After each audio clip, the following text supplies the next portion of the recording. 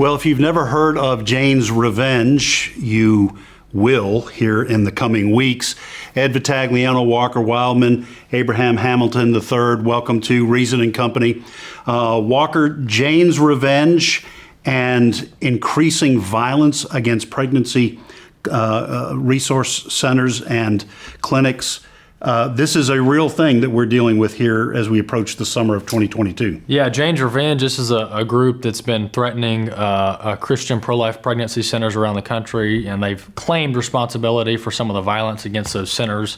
But we have over 40 documented cases of either threats or physical acts of violence against these pro-life pregnancy centers around the country. So ever since this draft opinion over a month ago was leaked to the public in an unprecedented manner, the threats against Christians and people who defend human life from conception to natural death, the violence and the threats have been increasing, and it's apparently only going to get worse in the coming months. Well, Abe, Jane's Revenge has released a manifesto promising more of these kinds of attacks.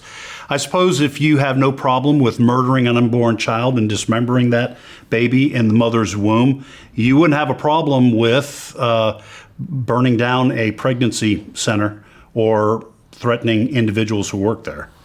That seems to be a consistent flow of logic, and it should also be mentioned, and I'm not saying these two are connected necessarily, Jane's Revenge in this instance, but you literally have a person who was arrested outside of Justice Brett Kavanaugh's home and charged with attempted murder. This is not something that's manufactured. You have a real criminal case pending now, and the specific reasoning provided was because of the draft leaked opinion in the case that seems poised to overturn Roe versus Wade.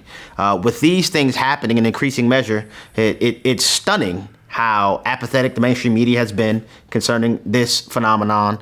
The Attorney General should certainly look into this.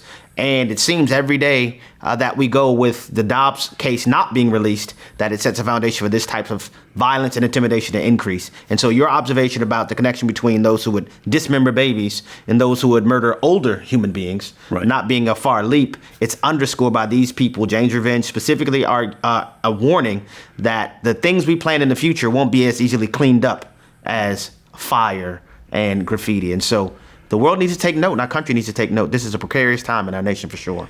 Well, American Family Association has asked the Department of Justice and AG Merrick Garland to investigate these.